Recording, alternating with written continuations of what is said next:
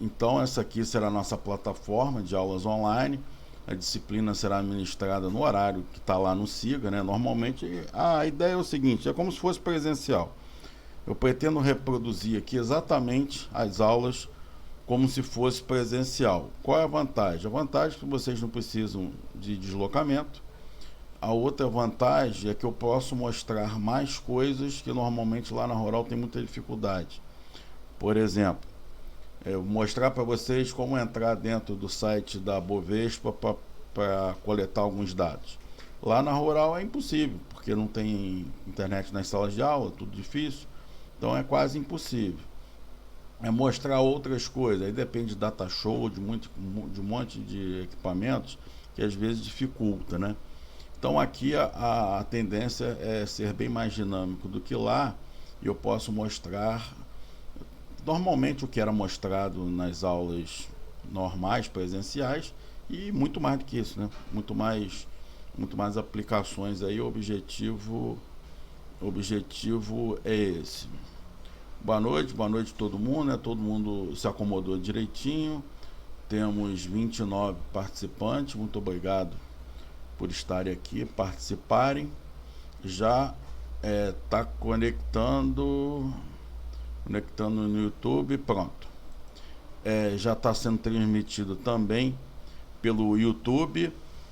Agora ao vivo está sendo transmitido pelo YouTube também, dentro do canal. E eu estou gravando aqui do HD. Normalmente a cópia que fica lá no YouTube ao vivo não é tão boa, porque depende às vezes de conexão. Hoje a conexão por um acaso está boa, mas tem dia que não está, tem algumas variações. E eu vou postar também, todo esse conteúdo online será postado lá no YouTube. Além desse conteúdo online, vai ter um conteúdo não online, que geralmente vai ser gabarito de exercícios, feito gravado no OBS e postado lá também para vocês poderem acompanhar. Qualquer dúvida que vocês tiverem, qualquer momento, vocês podem perguntar aí, para pedir pelo bate-papo aí, para não falar um monte de gente ao mesmo tempo, senão eu não entendo nada. Então vamos dar o segmento aqui, vamos iniciar.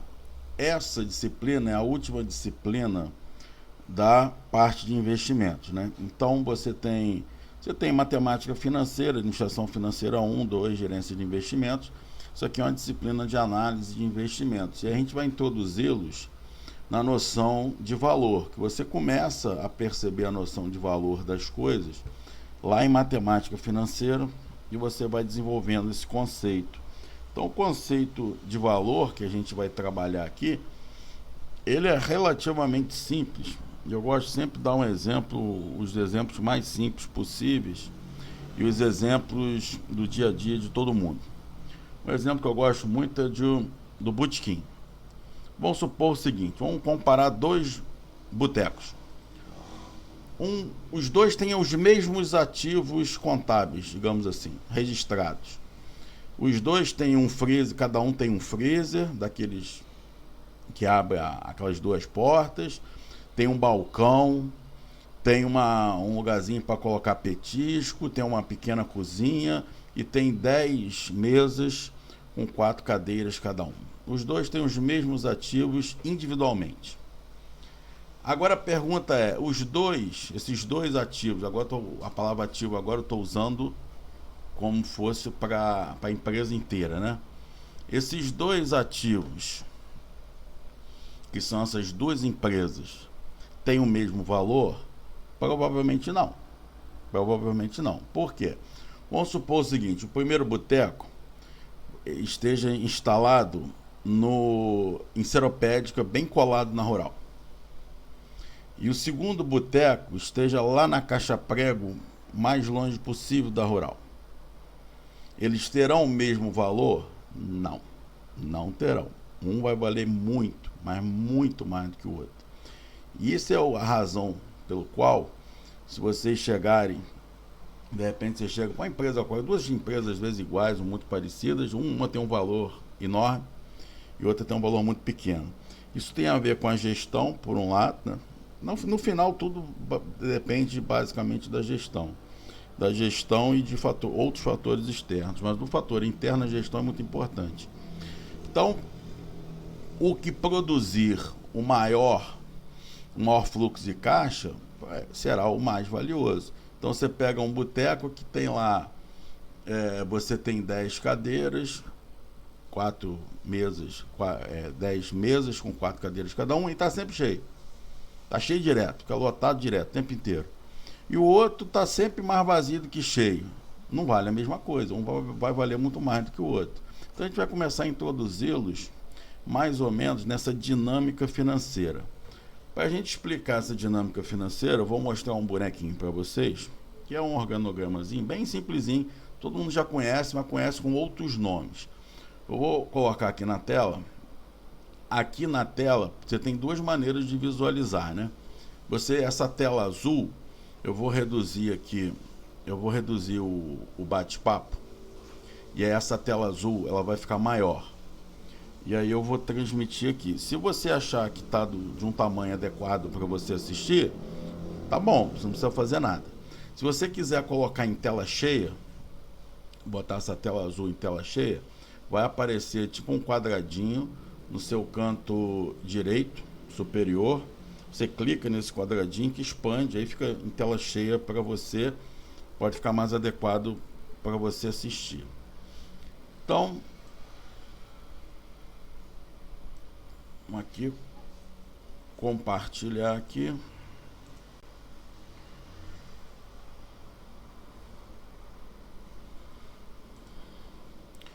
Coloquei aqui esse bonequinho. Esse bonequinho aqui todo mundo já conhece, mas não conhece com essa dinâmica. Isso aqui, eu chamo isso aqui de dinâmica financeira das empresas. Isso aqui tem uma utilidade enorme. Isso aqui explica muita coisa. Como é que funciona essa dinâmica? Eu uso essa setinha do mouse, eu uso como se fosse um marcador de texto, né? Então, toda vez que eu quiser apontar alguma coisa, eu aponto através dessa setinha do mouse. Então, onde tiver a setinha do mouse é onde eu estou tentando explicar alguma coisa. Então, essa dinâmica aqui é a dinâmica total, o boneco inteiro, né?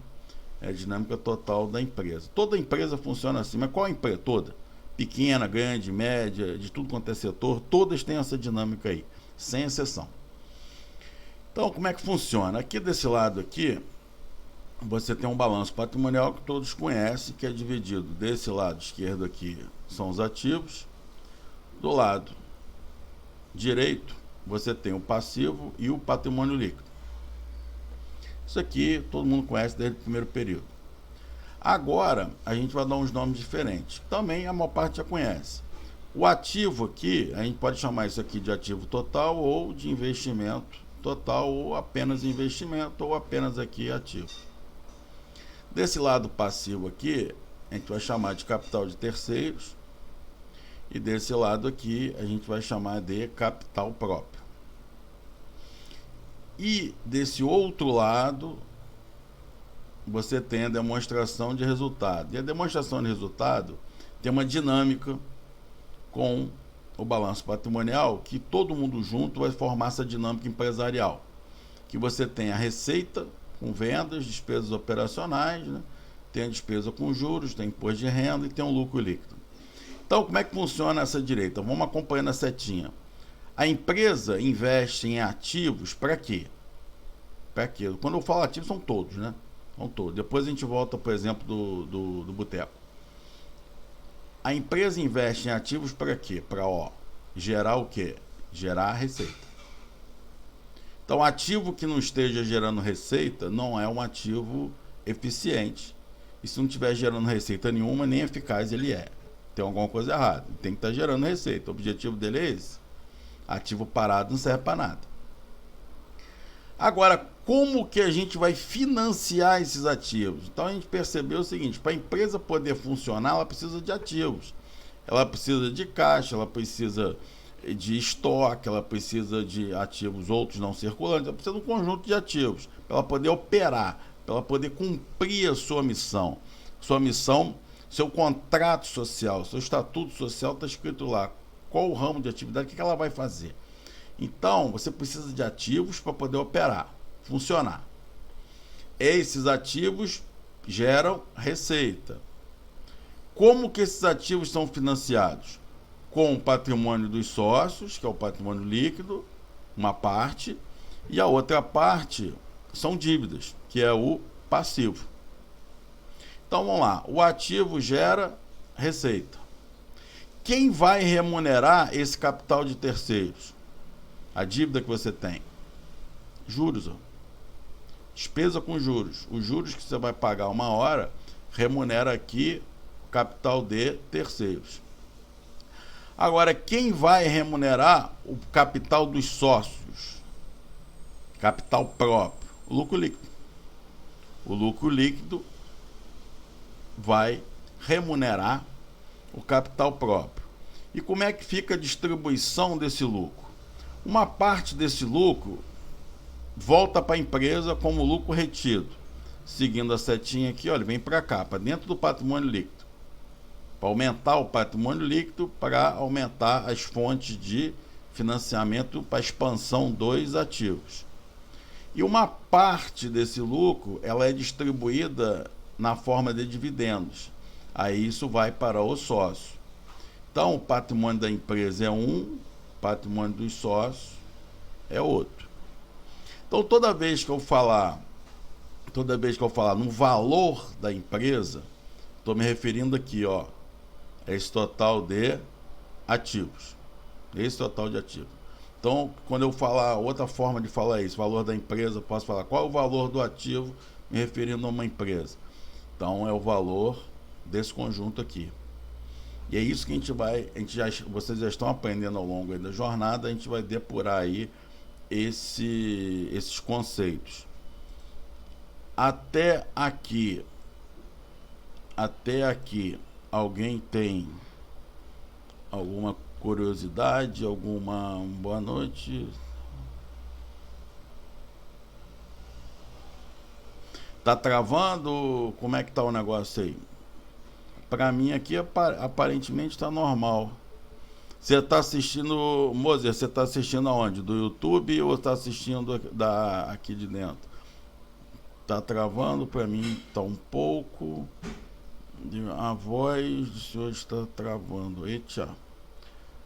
O áudio está travando um pouco. Tá travando um pouco o áudio. Travando. Eita. O que vocês perderam? Vocês perderam alguma coisa para a gente poder repetir?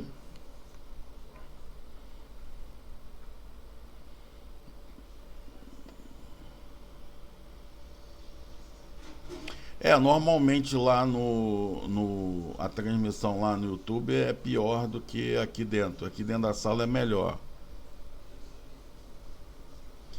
Tá um pouco difícil, mas vamos tentar melhorar então.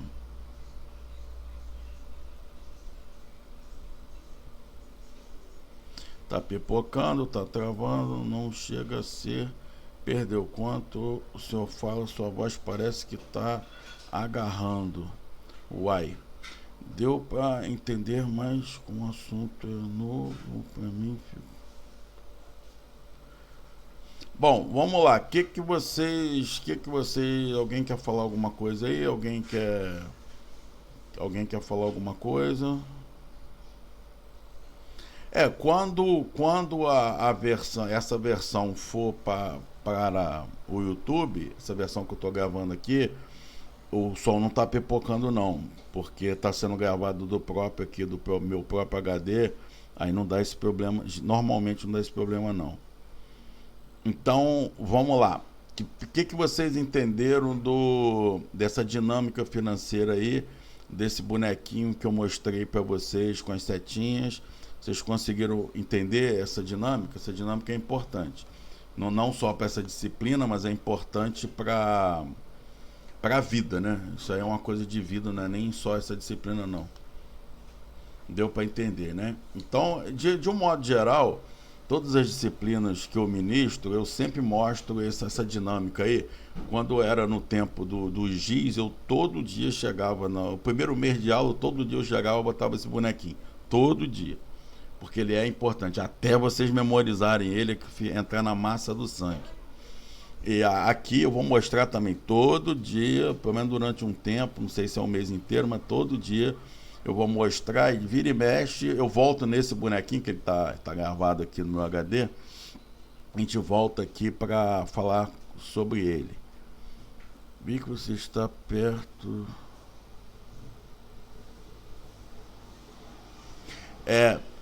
Isso também acontece. Mas a conexão aqui, de um modo geral, tá boa, né? Tá hoje, por acaso. Porque tem dia que tá horrível, mas hoje, por acaso, tá legal. Então vamos dar prosseguimento aí. Então, o início aqui da nossa conversa é o seguinte. Primeiro, dar uma ideia geral para vocês do que é valor. Então, valor de alguma coisa, se eu falar assim, eu perguntar para você assim, qual é o valor de um freezer? Voltando àquele mesmo...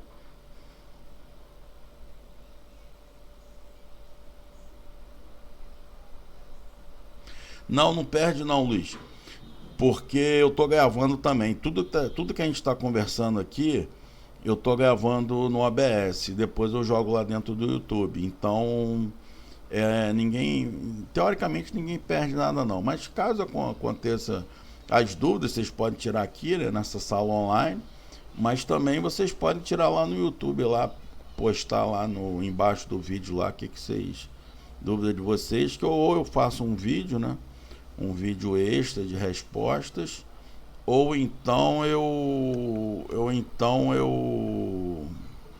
respondo na outra aula online, mas tudo isso aqui tá sendo gravado. A gente está fazendo 2 transmissões com 2 gravações diferentes, justamente para não dar esse problema de ninguém perder nada. A ideia é que ninguém perca nem um pedacinho. Então, voltando ao exemplo do botequim, você pergunta assim, quanto custa um freezer? Quanto custa equipamento de cozinha industrial? Quanto custa, individualmente, quanto custa os ativos? Os ativos que compõem uma empresa. O custo deles, individualmente, não tem nada com o valor do conjunto. O valor de conjunto é outra história. Por quê? Porque você tem uma sinergia. Quando você pega um conjunto de ativos, combina e cria uma sinergia, isso gera um valor. Essa que é a ideia do valor. Então, uma coisa é o custo individual de ativos que compõem uma empresa. E outra coisa é a sinergia entre eles, que faz toda a diferença. Então, se você tiver, por exemplo, uma empresa bem administrada, as duas empresas, uma mal administrada e outra bem administrada, as duas às vezes têm o mesmo conjunto de ativos, principalmente se for num ambiente de concorrência, de muita concorrência. As duas têm as mesmas máquinas, os mesmos equipamentos, a mesma estrutura. Porém, essa sinergia como você vai utilizar esses ativos é que vai gerar mais ou menos valor. É isso que a gente vai discutir. Então, existe a teoria do valor, ela é enorme, ela é gigantesca. A gente vai atuar aqui, é um primeiro momento, contato de vocês com esses conceitos. Então, a gente vai tratar dos modelos mais simples e os mais utilizados no mercado. Mas existem outros, quem quiser se aprofundar aí, mais para frente aí, não sei se eu vou ter tempo esse ano, mas mais para frente aí, ou esse ano no máximo, no início do ano que vem, eu vou começar uma série de valor dentro do canal no YouTube lá, uma série mais sofisticada aí de valor, que vai muito além do que a gente vai tratar aqui. Não entendi, peraí, perdi. Pode repetir o que você disse agora? Posso. Não entendi a partir da parte das duas empresas terem o mesmo ativo. Vou repetir também que as empresas têm mesmas nessa hora travou bastante. Então vamos voltar. Então pode repetir o que diz? Posso. Então vamos fazer o seguinte, vamos repetir a ideia do valor, né? Que eu estava falando é o seguinte: o valor de uma empresa, né? O valor da empresa não é simplesmente a soma do custo de aquisição dos seus ativos de forma individual. Dá um exemplo. O mesmo exemplo do botequim, né? Nós vamos carregar esse exemplo aí durante bastante tempo. Então você tem um botequim. Aí você tem no seu ativo registrado, você tem um freezer, tem uma bancada, tem cadeiras, tem mesa, tem equipamentos de cozinha. Como é que você registra isso na contabilidade? Você registra pelo custo de aquisição individual de cada equipamento desse. Então você vai na loja, quanto custa o freezer? O freezer custa R$2.000. Aí você vai lá e registra, R$2.000 o freezer. Aí a cadeirinha custou quanto? Custou 500, custou 4, o jogo, né? Custou R$300 cada um. Comprei 10, tá bom, vai lá e registra. Os equipamentos, a mesma coisa. Então, se você comprou o prédiozinho ou o ambiente lá físico que você opera, também se registra. Então, esse é o custo de aquisição individual dos ativos.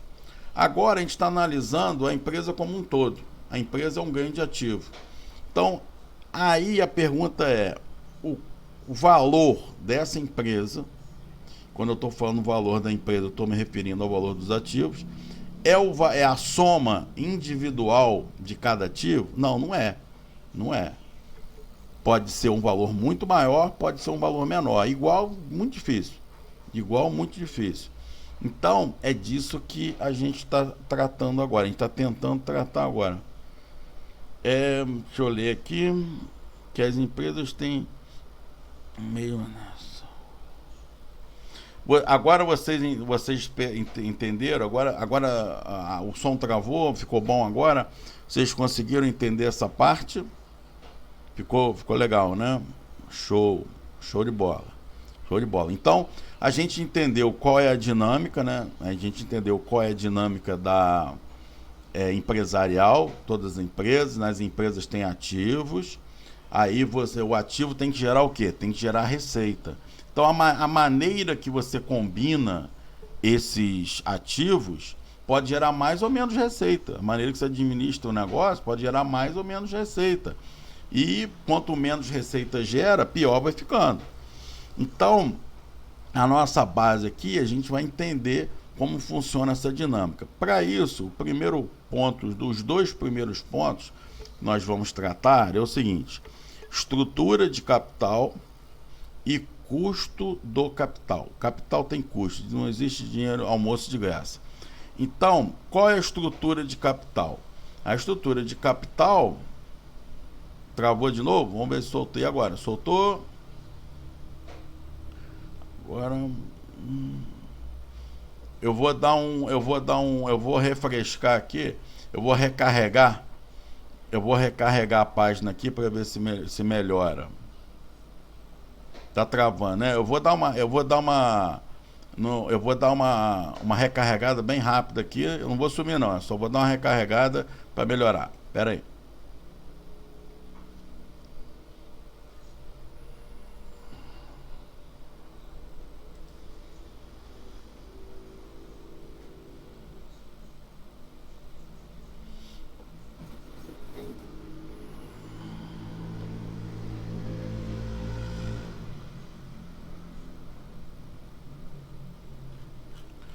Pronto, voltei.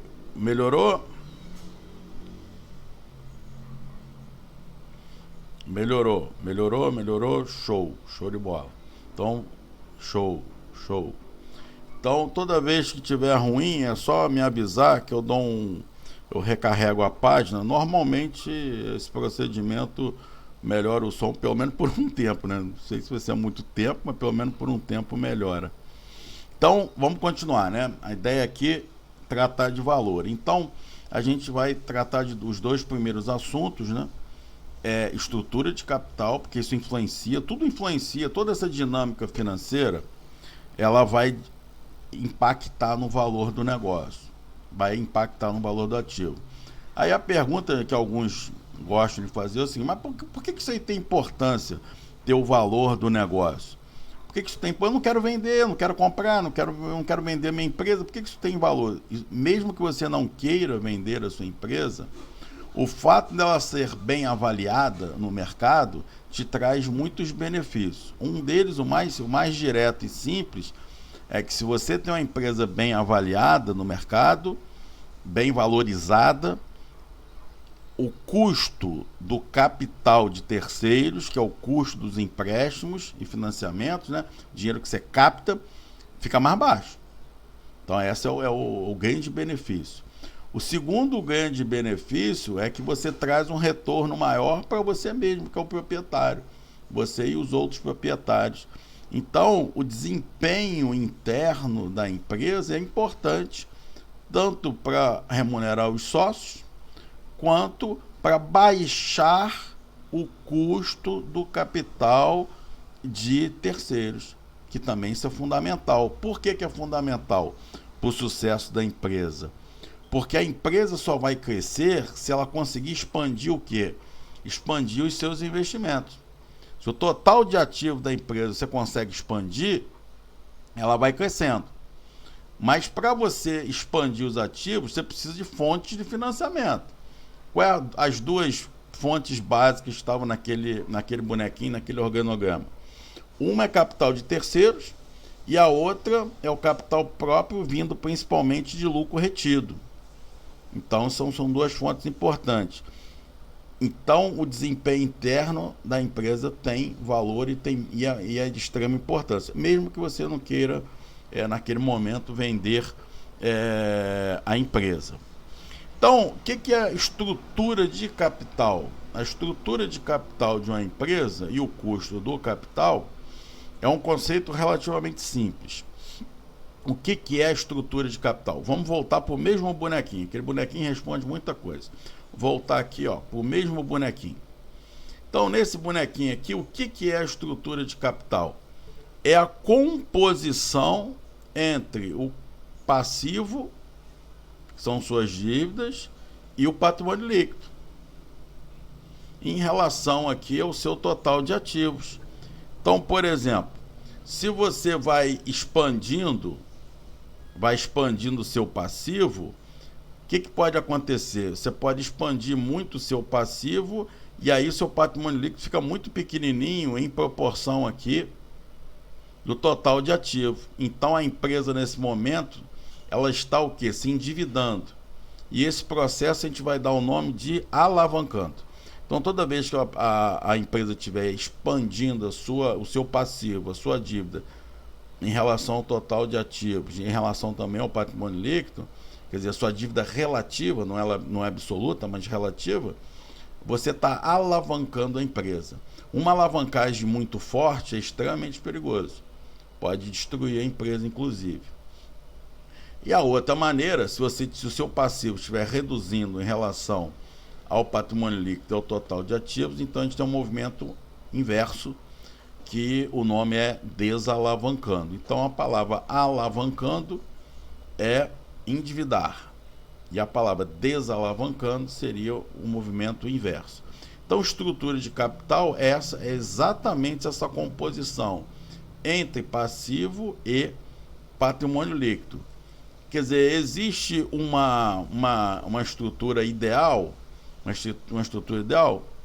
Para sempre não. Esses modelos mágicos, infelizmente, não existem. Existem alguns modelos que dão um norte para você. Fala, não endivida muito não, que é perigoso. No Brasil, a gente tem uma situação que é o seguinte, tinha pelo menos, né, até 2018, de 90, dos anos 80 mais ou menos para frente, o Brasil teve um cenário que foi o seguinte: dos anos 80 até início dos anos 90, a inflação horrorosa. Então, com a inflação muito alta, você não tem como fazer investimento, fica muito difícil. Então, depois você teve um período que a inflação foi mais baixa, que foi de 94 até 2018, mais ou menos, que você teve uma inflação mais baixa, mas em compensação teve um juros estupidamente elevado, que é outro problema também para investimento. Então, ou você travou o investimento com inflação, ou você travou o investimento com juros muito elevados. Então isso atrapalha. E o que aconteceu? A maior parte dos empresários, principalmente empresário pequeno, que não tem acesso a dinheiro mais barato, tem acesso a um custo do dinheiro muito elevado. Travou de novo? Melhorou? Melhorou. Show. Então, o dinheiro muito elevado, então aconteceu o quê? Os empresários brasileiros, principalmente de porte menor, que não tem acesso não tem acesso a dinheiro no exterior, não tem acesso a BNDES direito, não tem acesso a nada, tem medo de alavancagem. Por que ele tem medo? Porque o juro muito alto inibe muito. Então, se você conversar com empresários pequenos, quase todos têm quase pavor de dívida. Eles têm quase uma alergia de dívida. Por quê? Veio desse período. Se você pegar períodos anteriores a esse e o futuro, ninguém sabe como ficará, mas pelo menos o juro está baixo, a inflação também está baixa. Então, se for mantido esse cenário, juro baixo e inflação baixa, o pessoal começa a mudar de opinião, começa a achar que dívida começa a funcionar. E depende, dívida pode ser muito bom ou pode ser muito ruim, ela não necessariamente, por si só, ela não quer dizer nada. Se você pegar um cenário, por exemplo, americano, que tem um histórico de inflação baixa por um período muito longo, e um histórico também de juros baixos por um período muito longo, o comportamento é totalmente diferente. A maior parte dos livros americanos, de origem norte-americana, não necessariamente seja de um autor americano, mas que foi escoado via Estados Unidos, fala que a alavancagem é a coisa mais maravilhosa do mundo. Então, na realidade, se você olhar toda a estrutura de todas as empresas, todas elas têm dívida. Aí você pensa, isso funciona. Vocês já viram esse mecanismo, né? O mecanismo quando que o endividamento faz bem, quando que o endividamento faz mal para a empresa.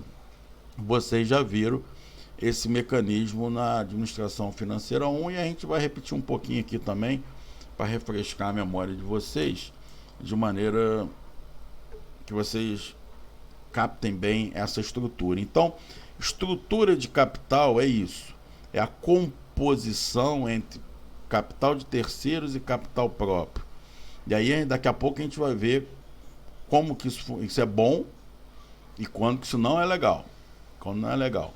Quando você tem uma taxa, por exemplo, a maior parte dos negócios tem uma taxa de retorno operacional geralmente baixa, 20%, de 20% para baixo, a maior parte deles. A maior parte das teorias que a gente vai falar aqui é em referência ao mundo velho, né? O mundo velho que eu falo é o mundo pré-Covid.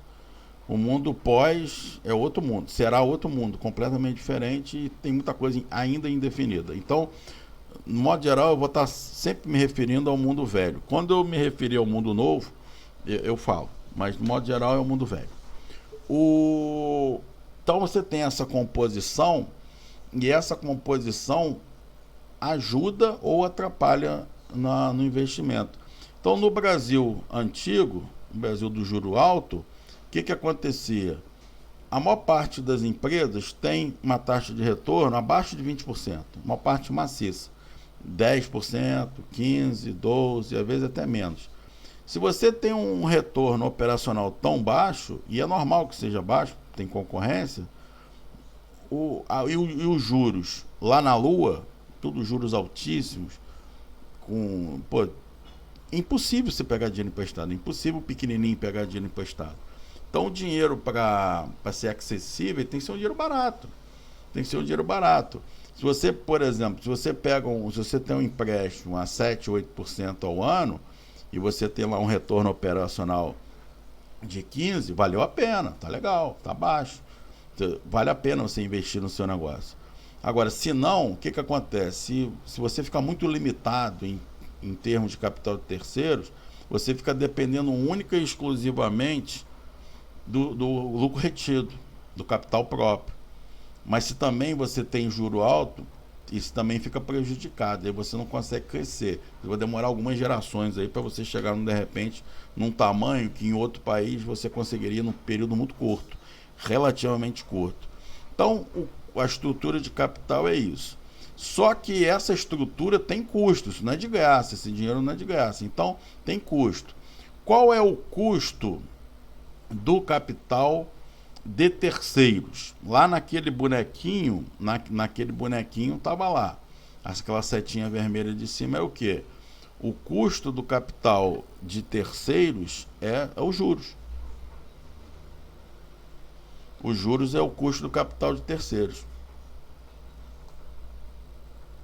Então, quanto menor for os juros, menor vai ser esse custo de capital. Quanto maior for esses juros, pior será esse custo de capital. Agora, essa percepção dos juros como o custo do capital de terceiros, ela é relativamente simples, né? Intuitiva, né? Você pegou dinheiro emprestado, uma hora você vai ter que devolver esse mesmo dinheiro e também com algum acréscimo, né? Que seria os juros, né? Agora, o capital próprio, ele também tem custo. Também tem custo.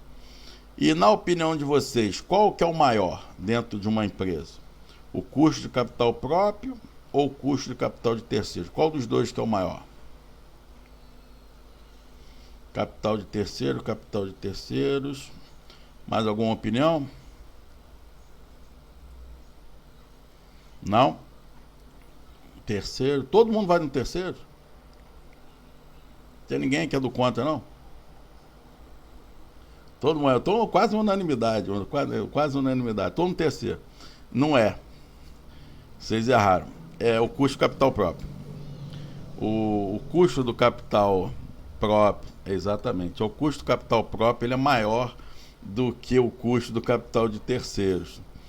Por que vocês têm essa impressão? Porque vocês nasceram mais ou menos nos anos 90, né?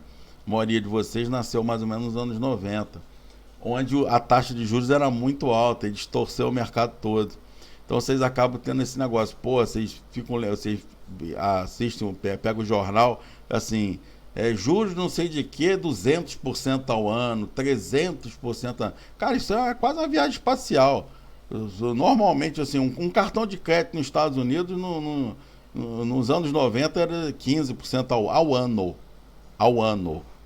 No Brasil, 10% ao mês, cara. Não tem como você investir em nada assim. Não.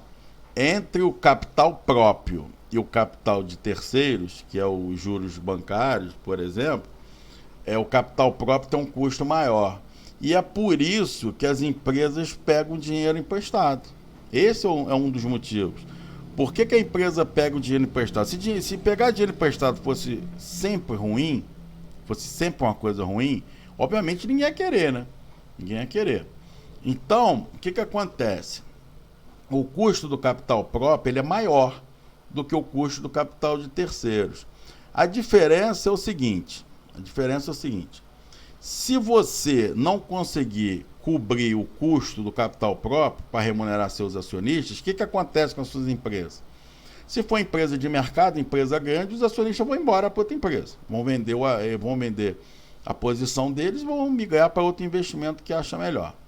Se for uma empresa pequena, você simplesmente não será remunerado. Se for uma empresa familiar, pequenininha, simplesmente os sócios não são remunerados. Mas não acontece mais do que isso.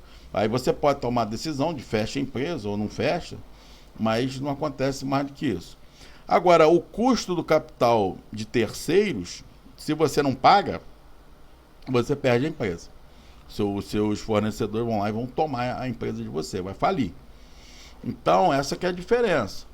Mas o custo do capital próprio, ele sempre é maior do que o custo do capital de terceiros. Se não for assim, não vale a pena pegar dinheiro emprestado. Porque por que o cara pega o dinheiro emprestado? Para dos motivos é reduzir o custo da empresa, o custo de capital da empresa como um todo. Aí você reduz, porque você tem um custo de capital próprio, que é um valor, tem um custo de capital de terceiro, geralmente é menor. Na composição, você reduz o custo de capital da empresa. Isso tem uma série aí de benefícios aí para a própria empresa. Isso eu estou falando quando a empresa está pegando dinheiro emprestado por decisão interna, não por necessidade, que é outro departamento. Quando a empresa, o que a gente vai tratar aqui são de empresas sadias. Empresas sadias, o que é uma empresa sadia? Você ainda manda nela. Digamos assim, os sócios ainda mandam nela, porque ela opta por pegar o dinheiro emprestado ou não.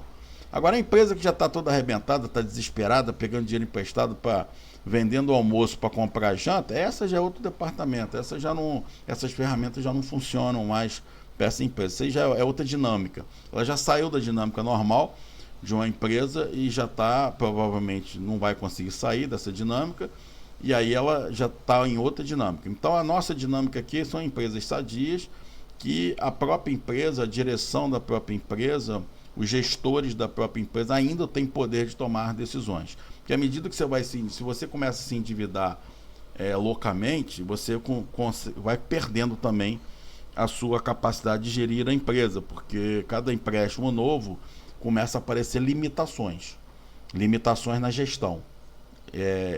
Não é bem uma interferência, mas é um condicionamento para o contrato. Ó, eu empresto dinheiro para você, mas você vai ter que fazer assim, fazer assado, senão eu não empresto. Então, quando você começa a se endividar muito, além do que deveria, você perde capacidade de gestão, perde poder. Isso aí é fatal. É fatal, isso sempre vai acontecer. Agora, voltando às empresas, vamos dizer assim, sadias, que elas estão se endividando por opção e não por desespero, o que acontece? Você tem essa composição que aí você vai diminuir, né? Que você vai diminuir o custo da empresa, e aí, diminuindo o custo da empresa, você gera maior capacidade de investimento. Gerando maior capacidade de investimento, teoricamente, você teria uma expansão maior num período determinado. Outra coisa, existe sempre algumas falácias de finanças, né? Finanças tem muitos mitos, né? Vamos tentar, ao longo desse semestre, a gente esclarecer os mitos. Por exemplo, um mito é esse, né? Que o capital de terceiros é maior que o capital próprio, não é. E tem outros mitos também. Um outro mito que é comum é o seguinte: a sua empresa está crescendo, né? Estou falando empresa crescendo, estou me referindo a uma expansão muito forte de vendas. Para vocês, vamos lá, vamos ver se vocês raciocinarem agora. Se você tem uma empresa e aí começa uma expansão muito forte de vendas, isso sempre será bom, mais ou menos ruim? Existe a possibilidade de ser ruim? Como é que funciona?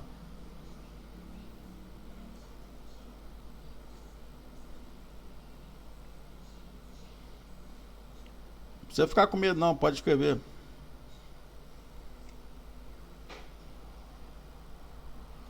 Se você tem uma empresa e ela começa um período de uma expansão muito forte, expansão de vendas, uma taxa de crescimento das vendas muito forte, isso sempre será bom ou pode ser ruim de vez em quando?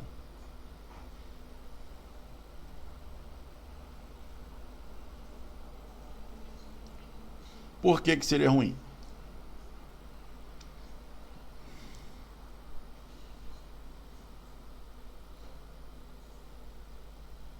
Boa.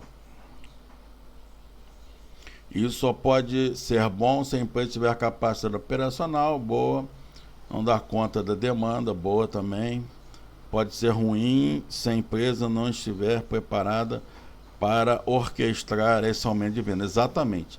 Depende do custo da venda, depende de um monte de coisa. É verdade. Uma expansão muito forte das vendas normalmente é extremamente perigoso. É extremamente perigoso e cai num negócio que eu sempre chamei do seguinte: gerenciar sucesso. Eu não sei se vocês já ouviram falar sobre isso, mas toda vez que dá errado alguma coisa, toda vez que acontece uma desgraça, acontece uma coisa ruim, existe 500 receitas de bolo. 500 receitas de bolo para resolver aquele problema, né? Normalmente são receitas de bolo em termos de você desmontar uma estrutura de poder de uma empresa, criar uma estrutura nova, austeridade, coisas do gênero. Porém, quando as coisas estão dando muito certo, aí tem um negócio chamado gerenciar sucesso.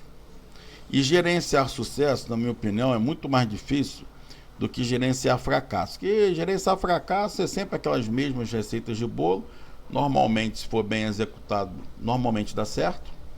E aí você sai daquele período ruim. Agora, gerenciar sucesso é o seguinte: você tem lá, você abre uma empresa e começa a vender, e aí a taxa de vendas começa a crescer feito alucinadamente. Uma taxa de crescimento de vendas muito elevada, ela é perigosa e vai trazer problemas, isso é certo. Se ela for uma taxa de vendas muito além do que você aguenta,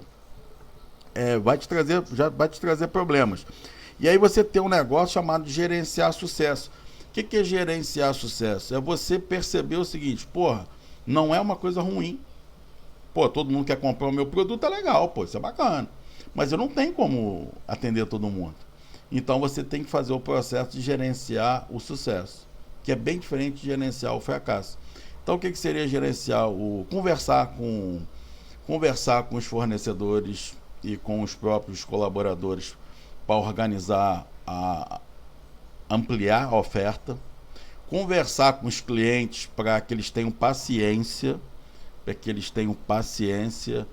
e você distribua melhor entre os próprios clientes o que é a produção que existe, a capacidade instalada que tem.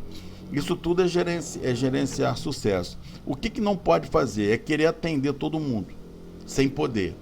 E aí você vai entrar num parafuso, que aí você cria um negócio que é o seguinte. Aí qual é a dinâmica? Essa dinâmica já aconteceu com muitas empresas, sempre vai acontecer. A dinâmica é mais ou menos o seguinte: você tem uma empresa, está operando normalmente, com a capacidade instalada, e aí de repente as vendas explodem, por um motivo qualquer aí. Pode ser um produto novo, pode ser uma maneira nova que você bolou de comercializar, pode ser campanhas de marketing diferenciada, tem uma série de motivos. Tem vários exemplos aí. No mercado aí, em vários momentos. Aí, essa venda explode e você olha e fala assim: não, tem que atender a todo mundo. Aí você começa a forçar muito a estrutura da empresa. A estrutura organizacional da empresa começa a forçar muito. Aí o que acontece? Aí começa pedido errado. E nesse mesmo período, a pergunta é o seguinte: vamos voltar lá para aquele mesmo bonequinho. Lembra do total de ativos? Para você atender uma venda muito forte, você vai ter que expandir esses ativos aí. Vai ter que expandir estoque. Se for uma indústria, e nesse estoque vai ter material, vai ter mão de obra, vai ter outros custos indiretos de fabricação. Então, você começa a expandir, comprar máquina, talvez, para imobilizado. Então, você começa a expandir. Para você expandir muito rápido esse ativo, não dá tempo de você ter um retorno em termos de lucro retido. Então, você expande com o quê? Você expande com dívida. Aí dois probleminhas ao mesmo tempo. A venda cresceu muito rápido, a dívida cresce muito rápido, a dívida proporcional cresce muito rápido, você faz uma alavancagem financeira muito forte. E paralelamente a isso, se você não conseguir uma capacidade organizacional, manter a sua capacidade organizacional, o que acontece? Pô, tudo ao mesmo tempo, tem vários ativos chegando, funcionários novos sendo contratados, o treinamento fica uma porcaria, e aí você corre o risco de criar muita insatisfação com esse cliente.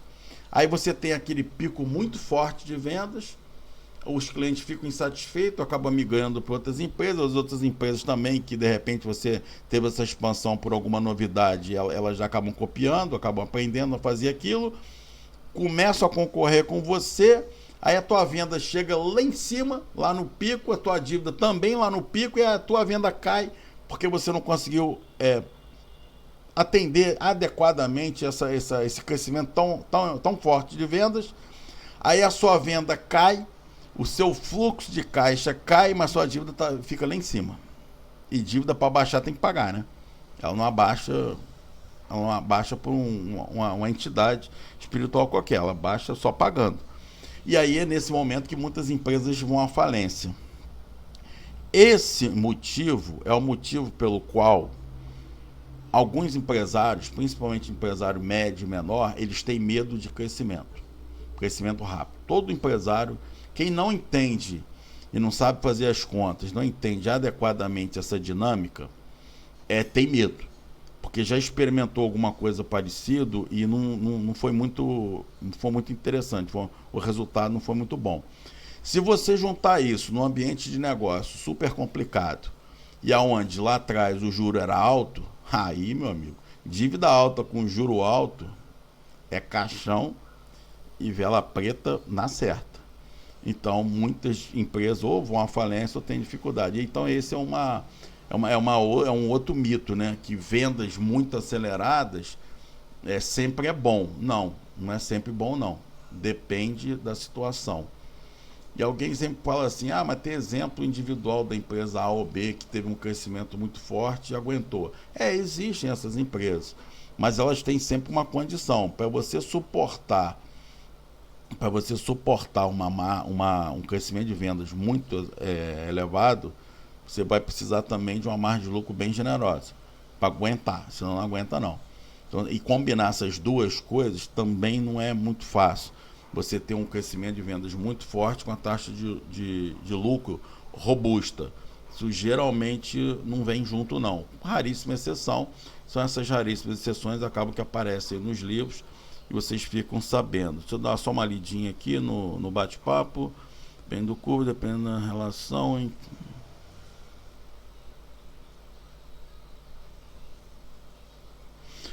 Exatamente. Então esse mito aí da taxa de vendas, vocês aprenderam aí, eu acho que a administração financeira 1 ou 2 que fala um pouquinho sobre isso. Então, a gente entendeu aqui a importância, né, do custo da estrutura do capital, o custo do capital, terceiros é os juros, e o custo do capital próprio. Agora vamos para o custo do capital próprio, né?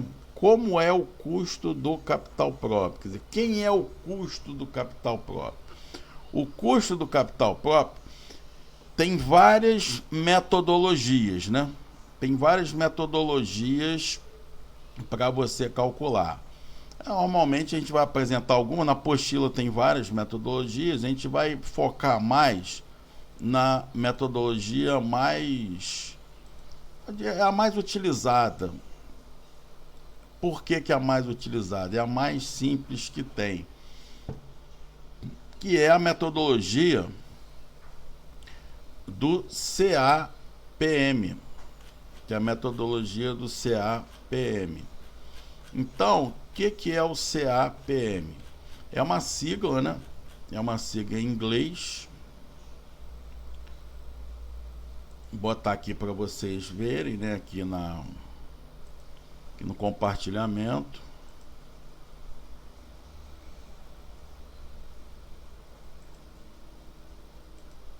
É uma sigla em inglês, quer dizer Capital Asset Pricing Model, é modelo de precificação de ativos, asset e ativos de capital, que é justamente o modelo mais comum, né? Era o mais utilizado, porque ele é o mais fácil de utilizar. Depois eu vou apresentar aqui outros modelos que são bem mais complexos de serem aplicados, né? Então o CAPM é o mais usado porque ele é mais fácil de aplicar em qualquer empresa. Aí a pergunta é o seguinte: essa metodologia só serve para empresa grande, para IBM, para só empresa Petrobras? Não, isso aqui você aplica desde o botequim da esquina. Toda essa dinâmica financeira você pode aplicar desde o botequim da esquina até essas empresas aí de capital aberto ao redor do mundo. Então não é uma coisa exclusiva para a empresa grande, não. Tem que saber adaptar, né? Tem que saber aplicar. Qualquer dúvida que vocês tiverem sobre aplicação em empresas menores, é só perguntar que a gente vai desvendando o mistério aí. Então o CAPM, ele parte dessa formulinha aqui, ó. Tá aqui que eu marquei aqui, que tá meio azulzinho. Tá meio azulzinho aqui. Eu vou ampliar um pouquinho e para play demais. Vou Pronto, agora ficou, acho que tá um tamanho bom, né? É... Que é o seguinte, como é que funciona? Essa fórmula não tem dedução. Sempre alguém, tudo aqui eu deduzo. Aqui todas as fórmulas que são dedutíveis eu deduzo. Essa fórmula aqui não tem dedução.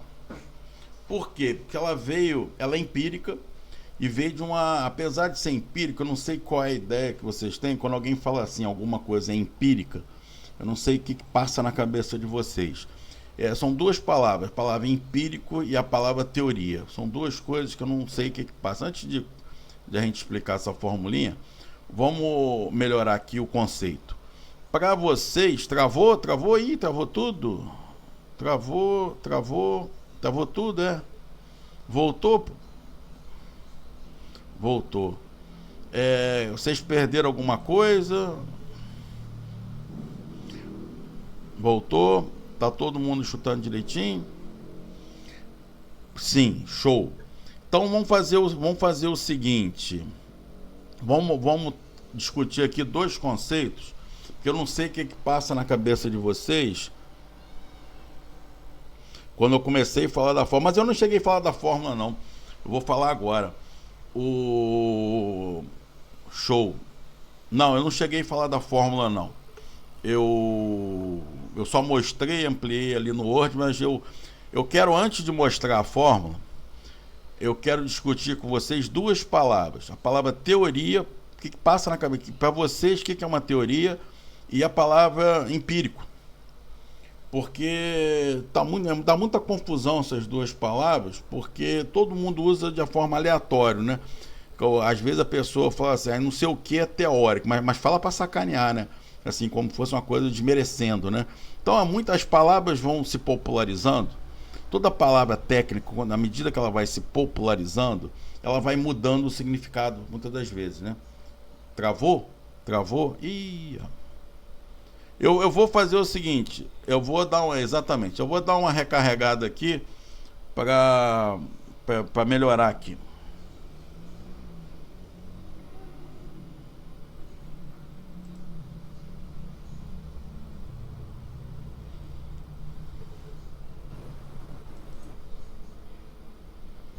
Vamos lá.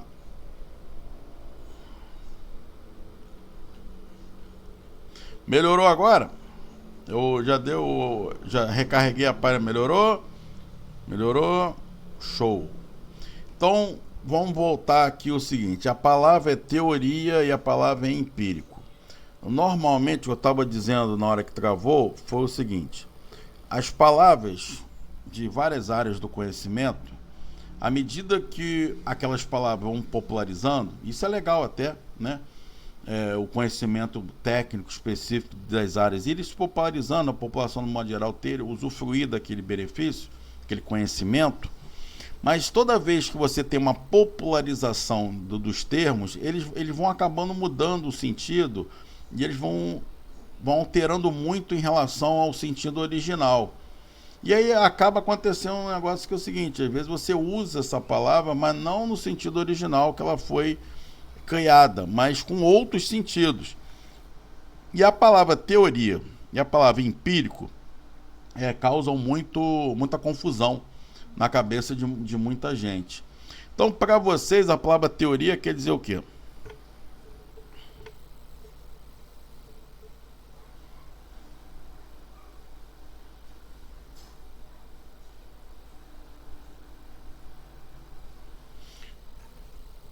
Vocês estão aí?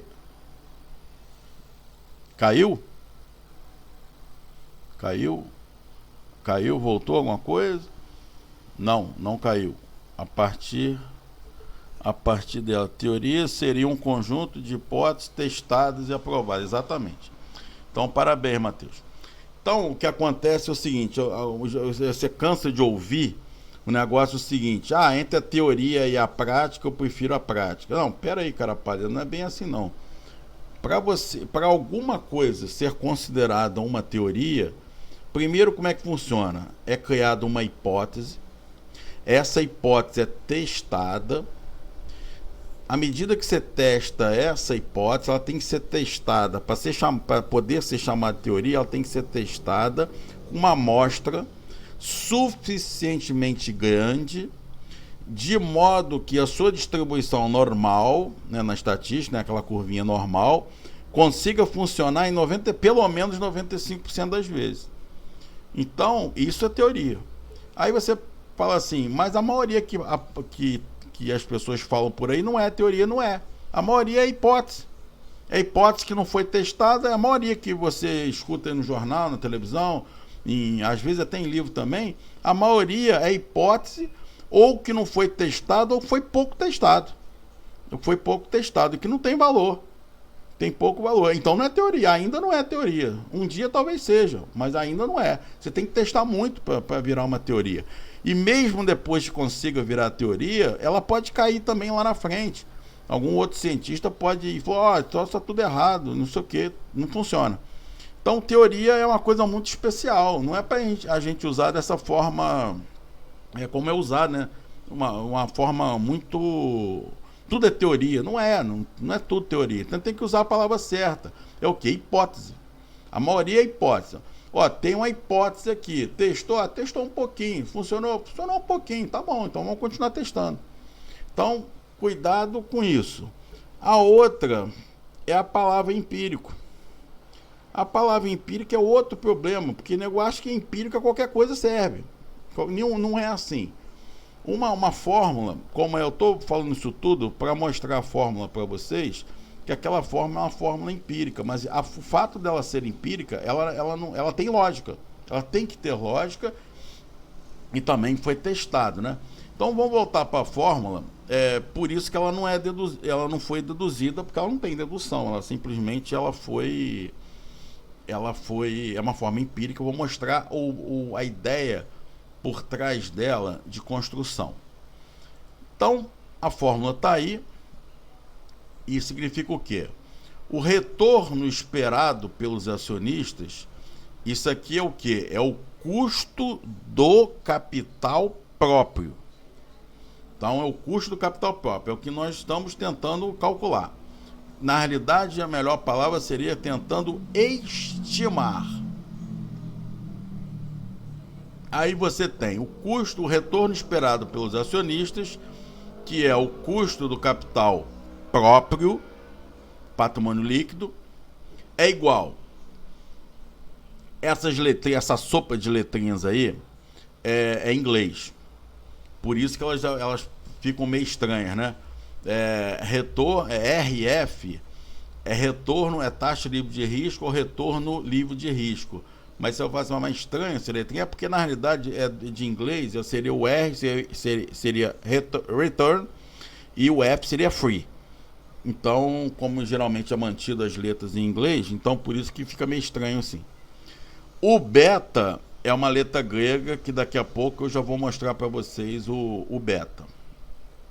E você tem o retorno de mercado.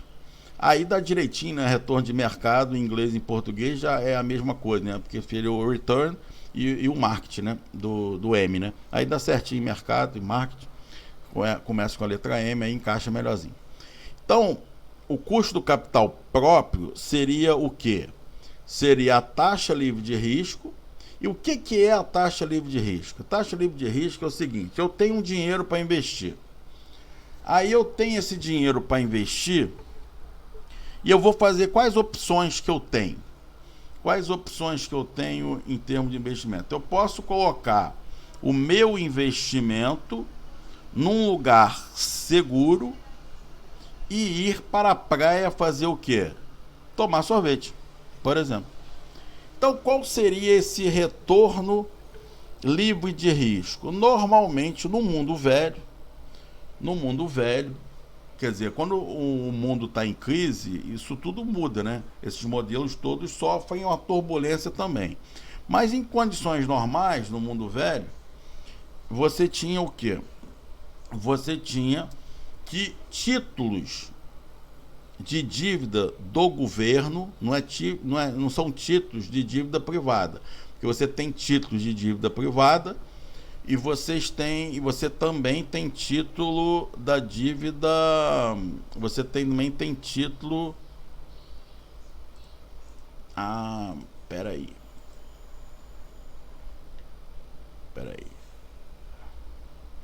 Vamos lá. Então tá aqui. Então a nossa formuleta aqui, ó, o RE é o retorno esperado pelo acionista. O RF, né, a taxa livre de risco, né, que eu falei que em inglês seria return free. E o beta, uma letra grega, que daqui a pouco a gente fala sobre o beta, a gente vai mostrar, eu vou fazer um gráficozinho para mostrar para vocês o beta.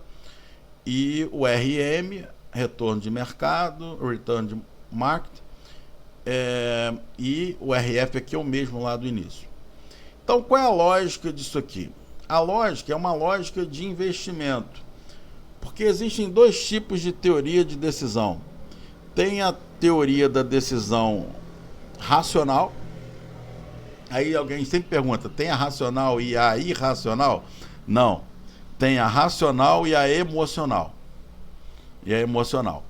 De um modo geral, as empresas têm uma tendência a usar uma lógica de decisão racional. E as pessoas físicas, nas suas decisões de consumo, de investimento, normalmente, principalmente consumo, tem uma tendência a usar uma lógica emocional. Exemplo dessas duas teorias de decisão. Você, por exemplo, você vai comprar um carro. Como é que você compra o carro? Qual é a lógica sua? Se for comprar um carro ou for comprar um